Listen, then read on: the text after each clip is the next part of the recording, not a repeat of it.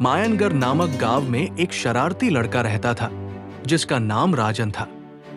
राजन परिवार का इकलौता बच्चा था, इसलिए माता पिता के अत्यधिक प्यार ने उसे शरारती बना दिया। राजन के पिता एक चरवाहे थे जो अपनी भेड़ों और गायों को हरे भरे खेतों में चराया करते थे। उसके माता पिता उसे खोने से डरते थे। धीरे धीरे वो अपने माता पिता से झूठ बोलने लगता है।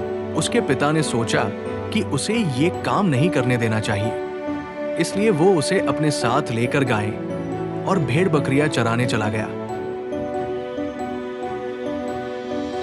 राजन ने अपने पिता से कहा, सुनो बाबा, मैंने अभी नदी के किनारे एक शेर देखा जो जंगल के बहुत करीब है और इस बात की बहुत अधिक संभावना है कि वह भेड़ों और गायों को सूंघ सकता है और उन पर हमला कर सकता है। कोई बात नहीं, लेकिन तुम नदी पर कब गए? सुबह से दोपहर तक तुम मेरे साथ हो, तो फिर आपने उस शेर को कैसे देखा? सुनो बच्चा, झूठ बोलना एक बुरी आदत है और इसके बुरे परिणाम होते हैं। नहीं बाबा, मैं झूठ नहीं बोल रहा हूं, मेरा विश्वास करो। मैं आपसे झूठ क्यों बोलूं बाबा? ये गाय और भेड़ें भी मेरी हैं। आता मेरा आपसे अनुरोध है कि झूठ न बोलें।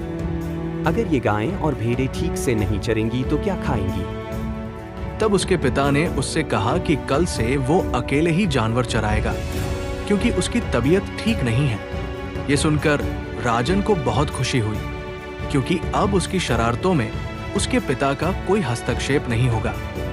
और उसने अपने पिता को बताया, ठीक है बाबा, आप जितना हो सके आराम करिए, मैं अकेला जाऊंगा और भेड़ों और गायों की देखभाल करूंगा।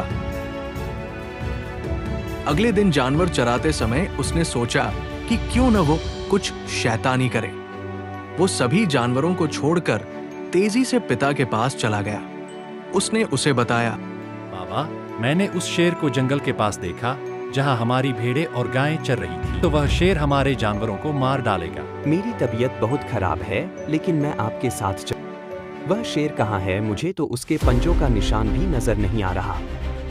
राजन, तुम फिर झूठ बोल रहे हो। नहीं बाबा, मैं झूठ नहीं बोल रहा हूँ। ठीक है, मैं थोड़ा आराम करने जा रहा हूँ। आपको ध्यान रखना चाहिए। अगले दिन राजन ने फिर वही करने का सोचा जो उसने पिछले दिन किया था, लेकिन इस बार उनकी किस्मत ने उनका साथ नहीं दिया। जब वो दोबारा वैसा ही करने की सोच रहा था तो अचानक उसे शेर की तेज दहाड़ सुनाई दी। उसे बहुत डर लगा। वो तेजी से अपने पिता के पास भागा और अपने पिता को बताया, बाबा, तुरंत मेरे साथ आओ। वह शेर हमारी गायों और भेड़ों के बीच में है। शेर उन्हें नहीं छोड़ेगा, शेर उन्हें मार डालेगा। बस कृपया मेरे साथ आओ। मैं इस बार झूठ नहीं बोल रहा हूँ। हाँ, मैंने पहले भी झूठ बोला था, लेकिन इस बार मैं झूठ नहीं बोल रहा हूँ। यकीन मानिए बाबा।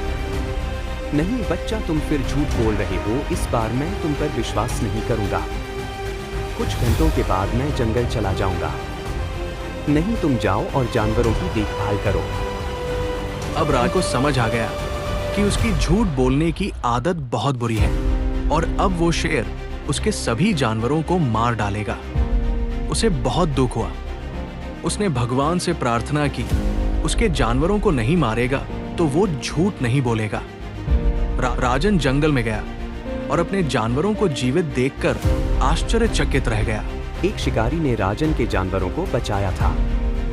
उसने उस शेर को गोली मार दी थी और उसके जानवर की जान बचा ली। तो बच्चों, इस कहानी से हमें यह सीख मिलती है कि बहुत अधिक झूठ बोलना कभी-कभी हमें राजन की तरह बहुत बड़ी मुसीबत में डाल सकता है।